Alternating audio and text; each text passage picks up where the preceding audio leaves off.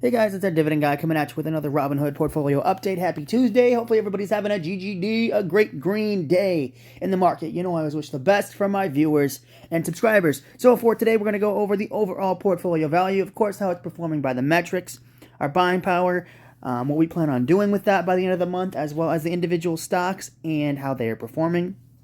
First off, I do want to let you guys know I switched out of T. Rowe Price and I put it into Walgreens, the $11,000, because my income went from $125 to $300. So a pretty significant, like $200 gain there.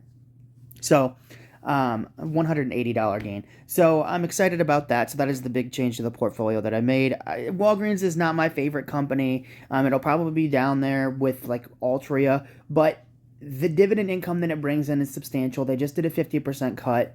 I can talk about it a little bit later when we get to the position, but as of today, we're up $160, a 0.33% gain. For the week, up 0.75, $363. 1 month, we're down around $1,600 with a 3.15% loss. 3-month mark up $113.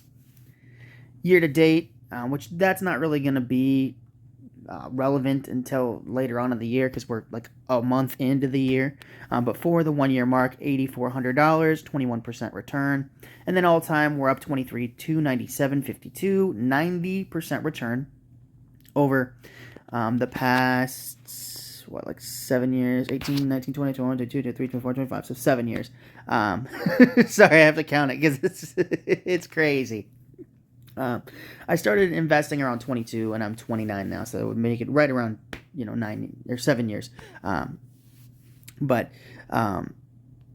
nearly a decade, which is insane. It'll be a little bit like 4 more years till a decade, but we're gonna try to get as close to 100K as we can. So as of right now, we got $210 of buying power. We will have $326 of buying power hit the account on Friday. And with that, we'll be buying some Apple. So I do have buying power coming in with this first holding being Altria at $51.80, 320 shares, $16,500 worth of market value. Average cost is $47.27. 34% of the portfolio is in Altria. Today we're down $92. Total we're up around $1,450 with a 9.5% return. That is actually still really green. For Altria, and I'm wondering what changed because it's been pretty laggy. Like it hasn't really bumped up. In fact, if you look at the 5-year price chart, I mean there's peaks and valleys in it since 2020. It got down to like 27, then it got all the way down to like 36, or sorry 37, 36. Got all the way back up to 55, and then for the past 2 years, pretty much it's been sitting around that 45 to like 47 to 50, 47 to $50 a share. And all of a sudden, it's not a lot higher, but essentially we just erased the gains for like the past year and a half. Or sorry, erased the losses for the past year and a half. And all of a sudden, I think it's because of the Juul issue. They're completely past that now. I think a lot of people thought that was really going to hurt the company for the past, handful of years. I thought it was a bad investment going in. I thought it was dumb. Because I was worried about regulation, and they wasted a lot of money on it. So I'm glad they wrote that off. They're no longer seeing the detriment of Juul on their balance sheet and in their business. So I think that's part of why Altria is up, but it's still relatively near my average cost, and the dividend that it brings in is insane. So $326.40 coming in on January 10th. I believe that's Friday. Usually I try to film the video before work, so odds are, guys, the dividend's not going to be in the account until Monday. But it is going to be nice to have $530 sitting on the sidelines ready to invest. So overall, I'm happy with my Altria investment. It does fill its role really well. The goal of Altria is to buy a share of Apple, and then the goal for Coca-Cola eventually would be to buy a share of, say, AbbVie, so on and so forth. So January stocks by February stocks by March, et cetera, throughout the year. So the first set of months is always going to buy the next set of months because that way my income continuously goes up throughout the year. No matter what happens, I know the dividends at least are going to pay for more shares of the next month's company. If the next month, so like let's say Altria, buys one, I want to buy Apple with Altria, but say both Apple's at $2.50 and AbbVie's at $180, and my average cost is like $100 and like $90. I'm going to be buying something like Realty Income instead. So I will buy a share of Apple because my goal for the end of the year, which I still would count January as near the end of the year, the beginning of the new one, is just the fact that I didn't have the Altria dividend to compensate for Christmas spending. It's really what it is. So Altria is going to essentially pay back the portfolio for Christmas spending. As in, I was going to put enough cash to buy a share of Apple, and that 240, I just didn't want to add the $50 to, just because I had the extra cash for Christmas spending set aside. So Altria is essentially going to be paying me for my 10th Apple share, which is the goal for the portfolio, is to have Apple be one of the bigger positions, or the biggest position in the portfolio. So as long as it does its job, the dividend grows slow and steady. With 320 shares, the other cool thing is with that amount of shares, like 2 cents still adds up. 3-4 cents still adds up because it's such a big position. And that's really helped because it was like 98 cents to $1.02 last year. And while that's only like 3 or 4 cents, I still got almost $4 or $5 in dividend income bumped up every single quarter that it pays because of the amount of shares. Next up, we got Coca-Cola sitting at $60.92, 15 shares, $930 of this Dividend King. Average cost is right around $61 per share, so we're getting closer to my average cost, right around 1.9% of the portfolio in Coca-Cola. Today we're up $1.60. Total we're up $5.50 with a 0.61% return. Guys, this is one of those that I'm going to buy pretty heavily. Overall, when it comes to the position size, I want it to go Apple, Visa. It goes Apple, Visa, Google, Coke, and Berkshire. And then 6 is going to be Costco. So that's how I want it to be set up. So Coca-Cola is going to have to be purchased quite a lot before it eclipses the size of, say, Altria or AbbVie, but I will continue to purchase it. It's one of my favorite companies. They do very good at capital allocation, and it's just a brand that I want to own. It's been around for 150 years. I'm not worried about it long term. Next up, we have got Apple at $242.83, so down a little bit, but I'm still up $230. So we've got 9 shares, should be 10 by the end of the week. Right around $2,200 of market value. It was $2,200 when it opened today. Then we got an average cost of $217. Right around 5% of the portfolio is in Apple. Today we are down around $20. Total we're up $230 with an 11.8% return.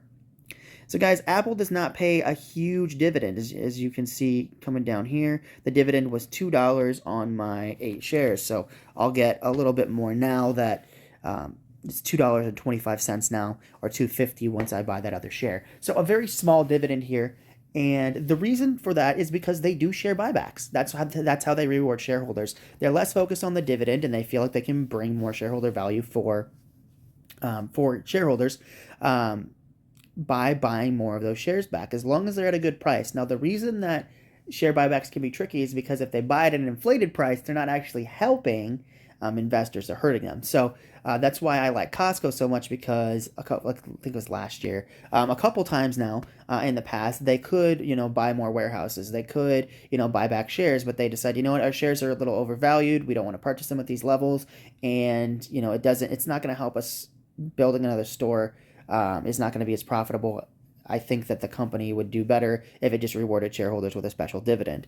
And so that's that's how companies reward shareholders with their excess cash, is they can either reinvest it back into the business, which is generally what we would want them to do as investors, because we want them to keep growing the business, for the profits to keep going higher, and for our overall stock holding to go up, or dividends to go up, which then in turn they could increase. They could pay, like, instill a dividend, or a stated dividend, like both Google and Facebook did the past year. So they could start paying a dividend / grow it, which is what Apple, companies like J&J, companies like Procter and Gamble, Coca-Cola, Pepsi have done for 50 plus years. They could pay or grow their dividend, or they could do share buybacks, which means that they buy the company at what they believe is a discount. There are fewer shares outstanding, which means you own more of X company. So if they buy 10% of Apple shares, then technically you own 10% more of Apple for doing nothing. And so that's how Apple usually rewards shareholders, is they do share buybacks. And I do appreciate that because I own more of Apple. So it's a little bit of a different strategy because they don't grow the dividend as aggressively, and they're not known for growing the dividend as aggressively as something like a Coca-Cola or an Altria.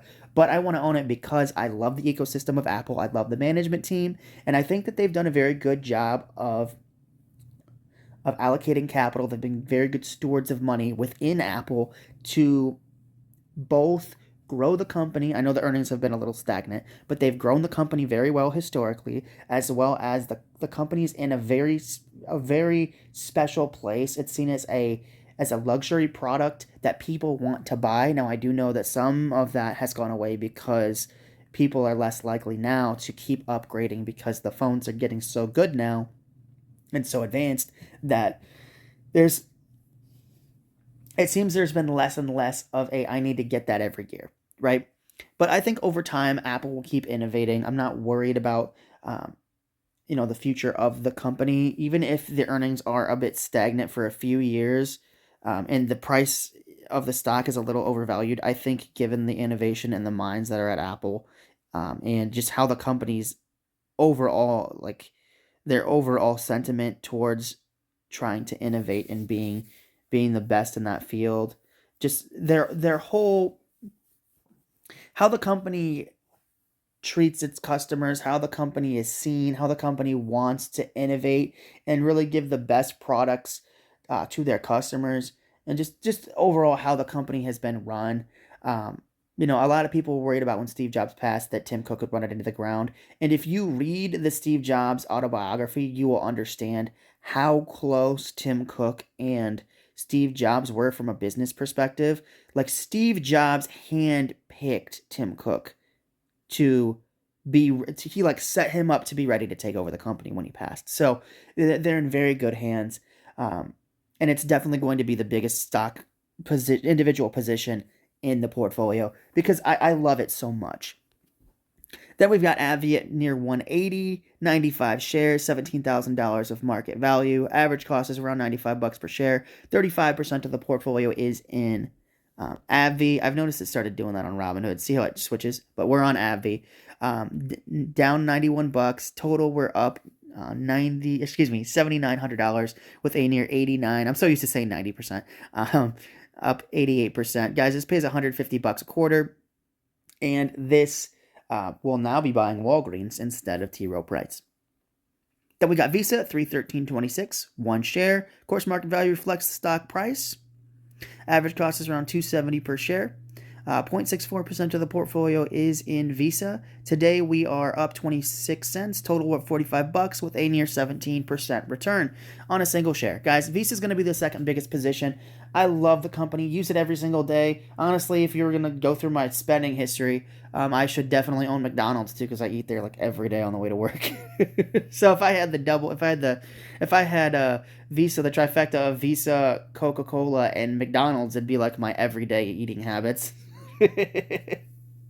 But Visa is going to be the second biggest position, guys. I use them every day. Millions of people use them every day. There are billions upon billions of transactions on their network. I don't see them being.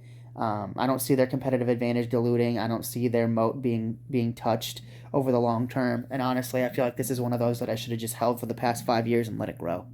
So I will be owning this long term. I don't plan on selling a single share unless something changes economically or within the business financially. So this will be the second biggest position within the portfolio, and I'll happily own Visa. Then we've got Walgreens. So guys, I did switch out T. Rowe Price for Walgreens, and the reason is I was getting paid $125 per quarter. Now I'm getting paid $300 per quarter. I understand that the company is going through a lot of bumps, it's kind of going through a tough time right now. I know that they're closing some locations, but one of the things that I try to do is buy a good company, because people still use Walgreens pharmacies. It's not like they're going bankrupt. I mean, they're worth $8 billion. So even though the stock price has gone down, they did cut the dividend last year, which pissed a lot of people off. But overall, for the company, I think it was the right call, because they had some restructuring to do within the company. So sometimes it's hard because the companies, they don't always make the best decisions. And so one of the reasons why I want to own something like Costco is because I know that they're a good sort of capital. They do a very good job of reinvestment into their company, and they reward shareholders. Sometimes you get the opposite, where a company does a misstep like AT&T did. They bought multiple companies. I won't just say they bought multiple companies that they didn't need, and then they had to spin them out after they realized that there was no synergy, and the debt was worse than what the company could bring in.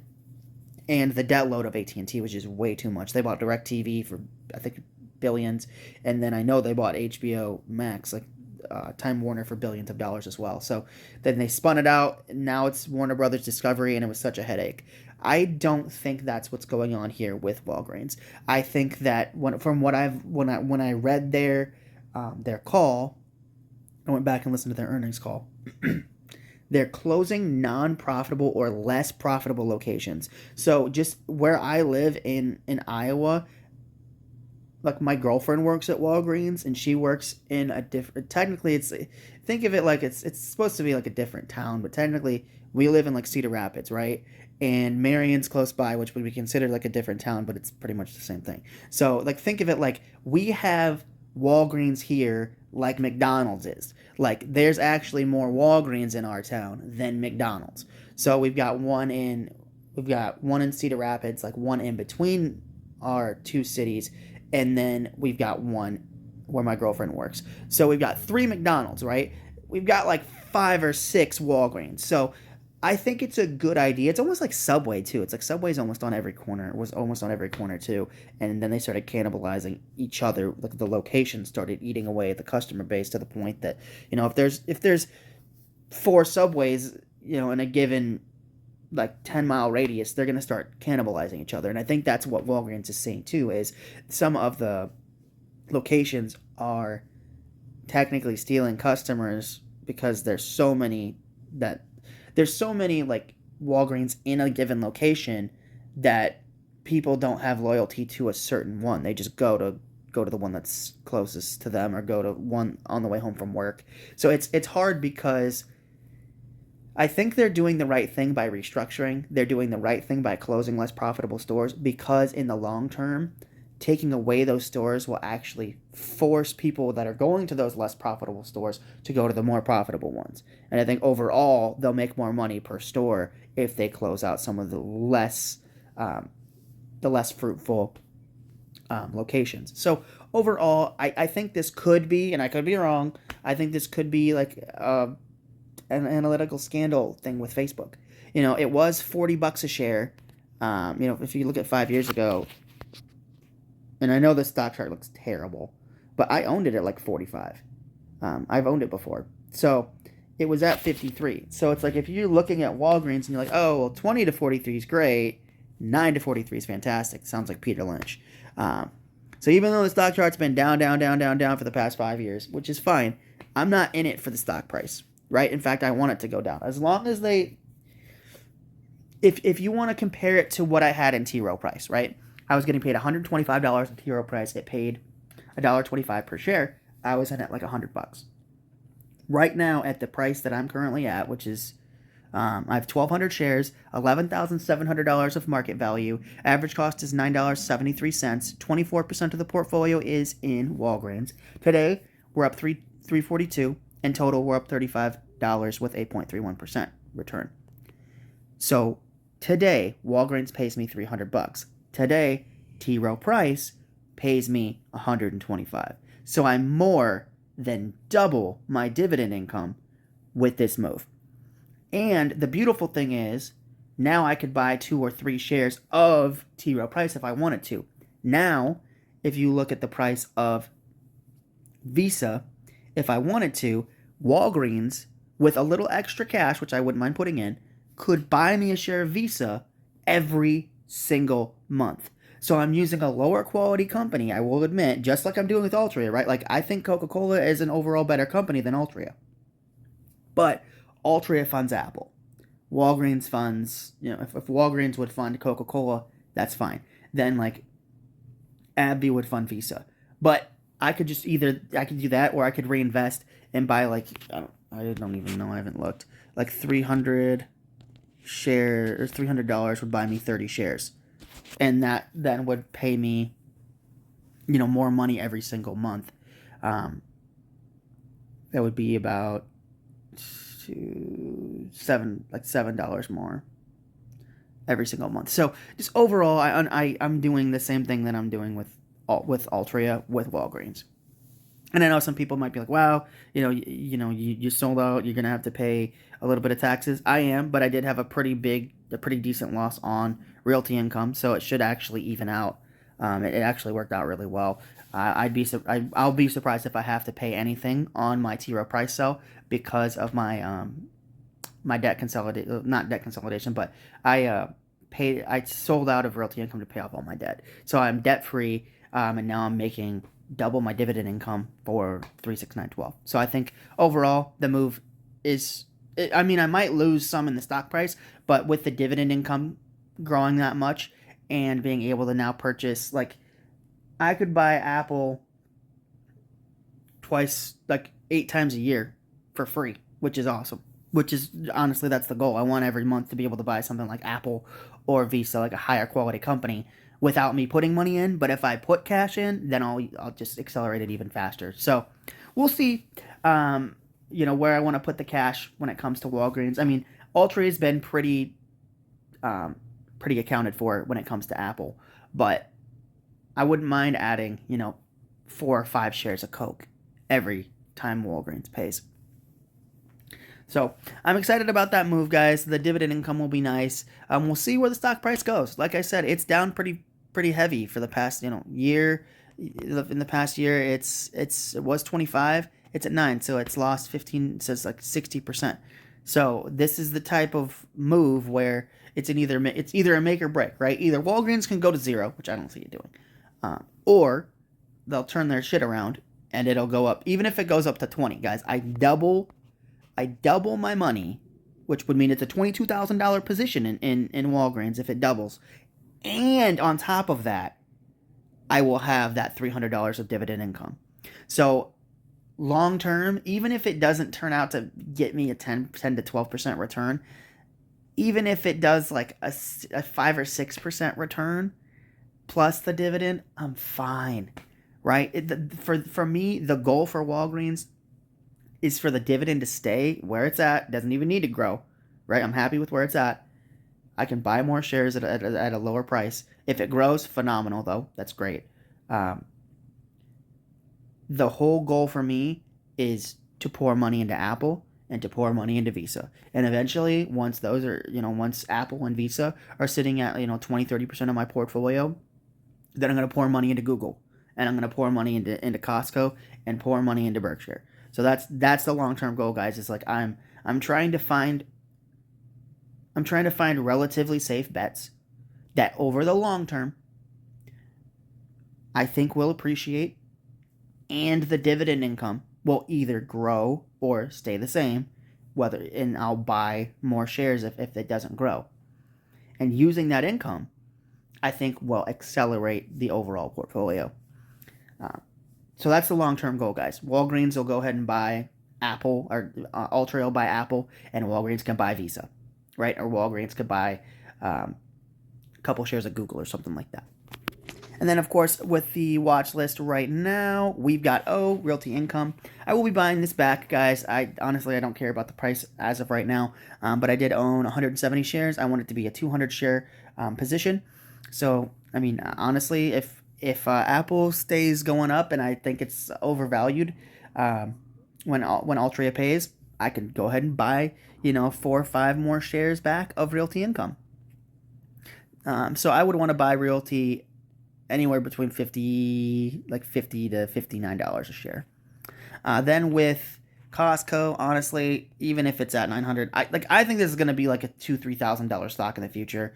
If you look at the year to date, year to date doesn't work, but it's up 40% in the past year. 5 years, it's up $600. So Costco doesn't really dip, and it keeps going up. So this is one of those that I just want to get it and forget it. Of course, you guys know how I feel about Google. I'm posting a video to a Google platform right now. Love Google. Eventually, it'll be in the top 5. I do want to get it around my original cost basis, which I was stupid and sold it. See, August, I bought it, and then I sold it I owned it at 167, so it's gone up a bit. So I can be patient and wait for like that 170 range to repurchase shares. But yeah, that's a good lesson for you guys. Don't be stupid in short term, because I own 3 to 5 shares of Google right now. And then Berkshire, I'd buy it just for the insurance arm. It's nearly a $1 trillion company too. But around $400 is where I'd purchase it. So Berkshire needs to drop a bit before I would consider purchasing it. But overall, guys, the big change is just I switched out T. Rowe for Walgreens, doubled the income. We'll see how the stock performs, and I will allocate resources as I see fit. It does fit in with the strategy. I make a lot more dividend income now, 3, 6, 9, 12, and that can either help boost the Apple position to the spot where I want it to be in. It can also boost Coca-Cola. I can buy some more Visa, or I could start buying back Realty Income, add Google again. I mean, between the two, I could buy shares of almost anything by the end of the year. Like, my dividend income went up almost $200 a quarter from that. So that's just insane from that move. So with that being said, guys, I just want to say thank you so much for watching. Remember to hit the subscribe button on my channel, That Dividend Guy, and I'll see you guys tomorrow with another Robinhood portfolio update. Take care, guys.